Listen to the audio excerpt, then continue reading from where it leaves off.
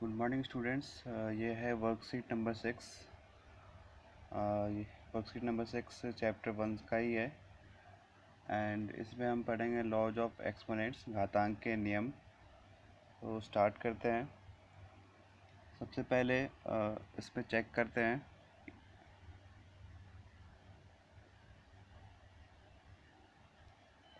Multiplication में अगर हमें 2 multiply 3 multiply 7 multiply 5 multiply 1 multiply 9 multiply 10 multiply 12 multiply 6 multiply 9, अगर इसे मल्टीप्लाई करना हो तो शायद सब कर लेंगे, लेकिन अगर हम इसे शॉर्ट में रिप्रेजेंट करना चाहे, शॉर्ट में लिखना चाहे इतने सारे मल्टीप्लिकेशन को कैसे रिप्रेजेंट करें, तो हम इसे अलग से नहीं लिख सकते। इसका कोई शॉर्ट फॉर्म नहीं हो सकता। ओके, लेकिन अगर हम बात करें 6 मल्टीप्लाई 6 मल्टीप्लाई 6 मल्टीप्लाई 6 मल्टीप्लाई 6, तो इसे हम ज़रूर शॉर्ट फॉर्म में लिख सकते हैं क्योंकि इसमें सारे नंबर 6 हैं और 6 को ही मल्टीप्लाई करना है। तो हम सबसे पहले लिखेंगे 6 एंड चेक करेंगे कितनी बार आया है। 1 2 3 4 5 6 7, तो हम इसके ऊपर लिख देंगे 7। 1 2 3 4 5 6 7, 6 को 7 बार मल्टीप्लाई कर रहे हैं, तो नीचे हमने 6 लिखा, ऊपर 7 लिख दिया। इस वाले में हम शॉर्ट फॉर्म में नहीं लिख सकते और यहाँ पे हम शॉर्ट फॉर्म में लिख रहे हैं। तो दोनों में डिफरेंस यही है कि यहाँ पे सारे नंबर सेम है, तो हमने सेम नंबर को नीचे लिख दिया एंड वो जितनी बार रिपीट हो रहा है ऊपर हमने 7 लिख दिया। तो यहाँ पे जो 7 है उसे हम बुलाते हैं पावर या एक्सपोनेंट या घात। पावर, एक्सपोनेंट या घात। और जो 6 है उसे हम बोलेंगे बेस या आधार। जैसे किसी बिल्डिंग का बेस भी सबसे नीचे होता है, तो उसी तरीके से जो नीचे है उसे बोलेंगे बेस, और जो उसके ऊपर हमने लिखा है 7, ये उसका पावर हो गया। तो आज के वर्कशीट में स्टार्टिंग में यही बताया गया है कि यहाँ पे 5 का पावर 7 है। 5 टू दी पावर 7 बोलते हैं, या 5 का पावर 7 आप कह सकते हैं इसे, या 5 की घात 7 भी कह सकते हैं। तो यहाँ पे देखेंगे 5 जो है 7 टाइम्स मल्टीप्लाई है, तो 5 को हमने नीचे 5 लिख दिया और ऊपर 7। तो 7 इसका पावर या घात है और 5 जो है बेस है। एक यहाँ पे छोटा सा डिफरेंस समझने वाली बात है कि जब हम 5 का पावर 7 कहते हैं, इसका ये मतलब होता है कि हम 5 को 7 टाइम्स मल्टीप्लाई करेंगे, मतलब 5 को 7 बार गुना करेंगे।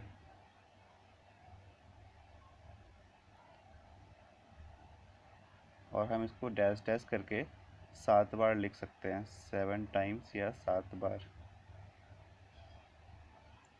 क्योंकि अगर यहाँ पे 100 होगा तो हम 100 टाइम्स 100 बार लिखने नहीं जाएंगे, हम 3 बार 4 बार 5 बार लिख के और डॉट डॉट लगा के लास्ट में 7 टाइम्स 7 बार या 100 बार जो भी यहाँ नंबर होगा वो लिख देंगे।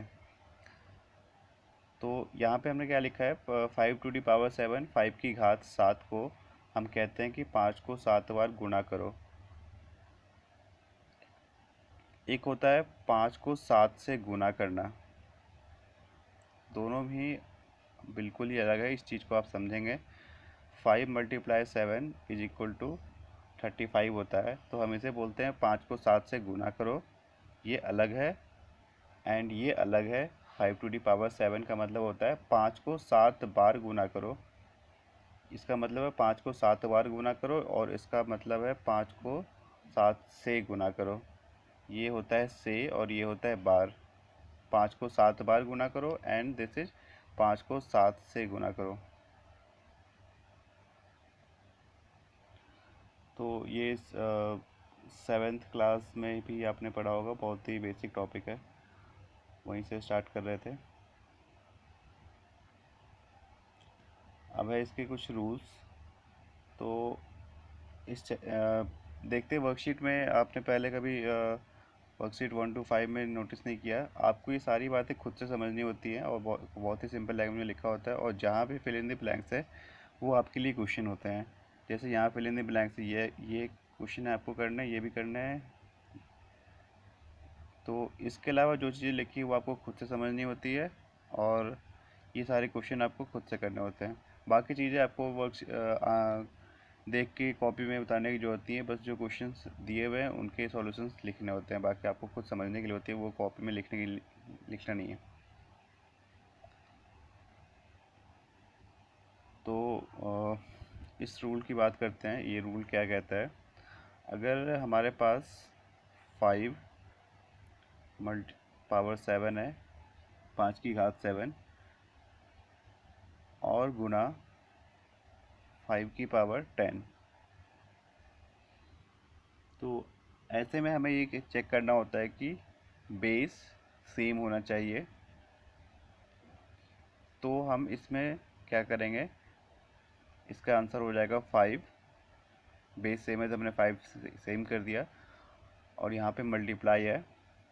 मल्टीप्लाई के केस में इन दोनों को हम ऐड करेंगे, तो हम यहाँ लिखेंगे 5 की पावर 7 प्लस 10। इसका आंसर आएगा 5 की पावर 17।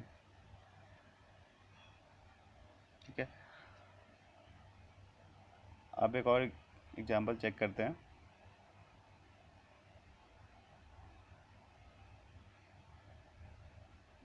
ये चेक करते हैं, यहाँ है 17 पावर 2, 17 पावर 5।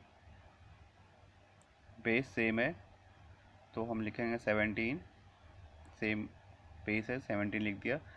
और फिर यहाँ मल्टीप्लाई है तो इन दोनों को ऐड कर देंगे, 2 प्लस 5, आंसर होगा 17 टू दी पावर 7, 17 की घात 7।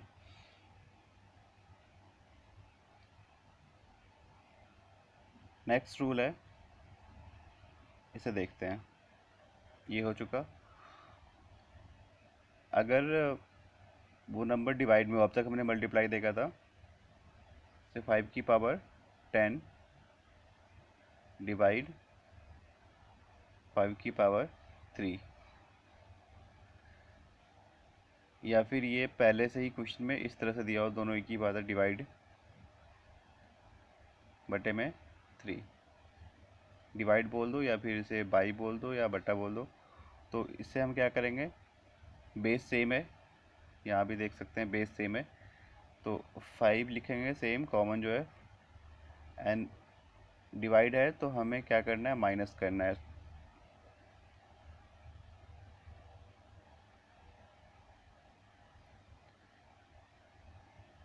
(10 - 3), तो 5 की पावर 7 इसका आंसर होगा। तो एक और एग्जांपल देखते हैं इसका, जैसे ये है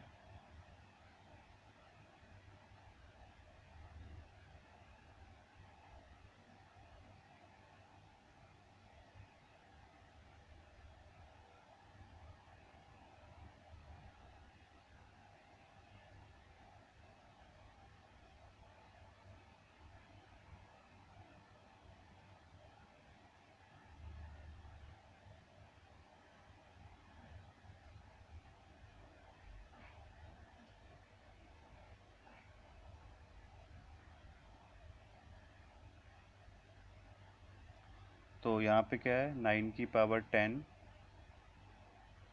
9 की पावर 4। तो देखेंगे बेस सेम है, 9 to the power 10, 9 to the power 4। तो यहाँ पे बेस सेम है तो हम सेम बेस लिख दिया। और क्योंकि ये डिवाइड में है, बटे में है, तो पावर इसकी हम माइनस करेंगे, ऊपर वाले में नीचे का माइनस कर देंगे, 10 - 4। इसका आंसर आएगा 9 टू दी पावर 6। तो दो रूल हमने देख लिया।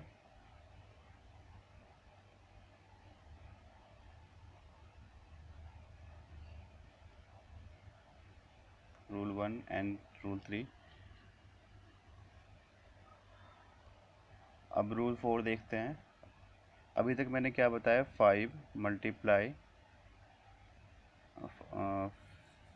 5 स्क्वायर मल्टीप्लाई 5 क्यू। इसमें क्या था, दोनों पावर से बेस जो है सेम होने चाहिए थे। बेस 5 है, यहाँ भी 5 है। तो फोर्थ रूल क्या कहता है कि बेस अगर सेम ना हो तो क्या करेंगे, 10⁴ मल्टीप्लाई 11⁵। तो जैसे यहाँ पे हम बेस को हम सेम चेक कर रहे थे कि बेस सेम होना चाहिए, उसी तरह इस वाले में हमें चेक करना है कि पावर सेम होना चाहिए।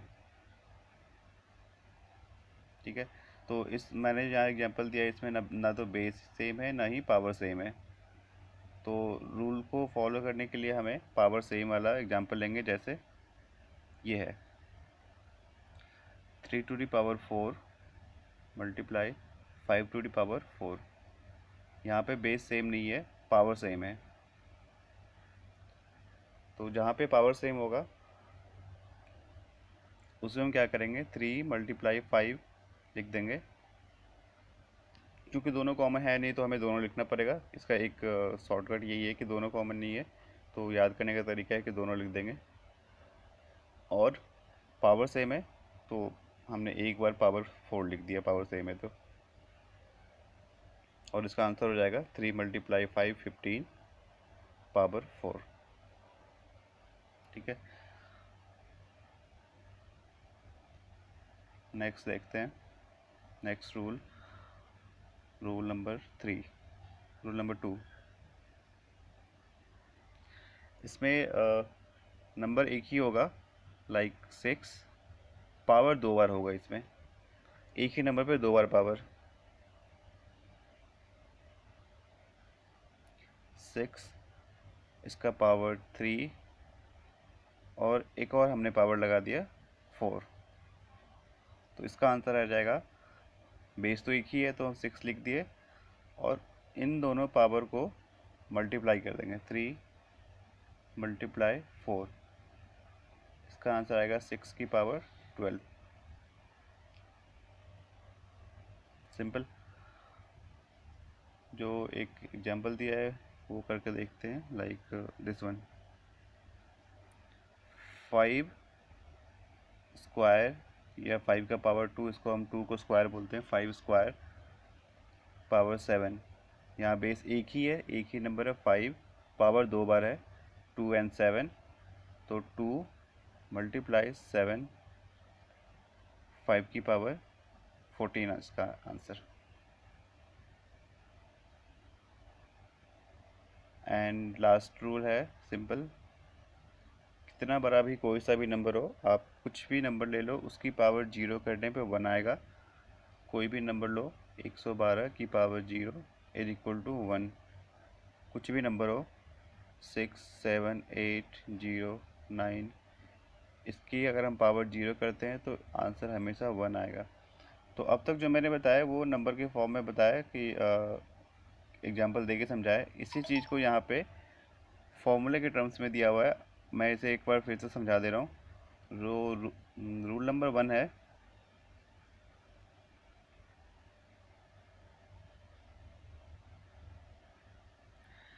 यहाँ देखो आप देखेंगे बेस ए है, ए का पावर m, ए का power n is equal to a का पावर m प्लस n।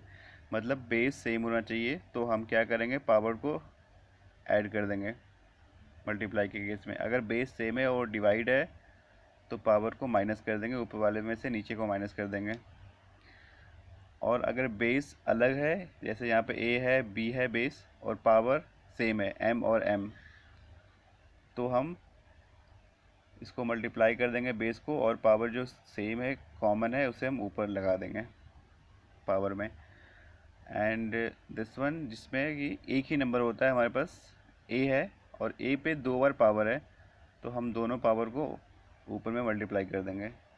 और किसी भी नंबर पे पावर अगर 0 है तो वो उसका वैल्यू रिजल्ट 1 आएगा। तो इसके लिए जो ये क्वेश्चन दिए हैं 1 2 3 4 5, ये आप सॉल्व करेंगे। बाकी सारी चीज़ें कॉपी में लिखने की ज़रूरत नहीं है।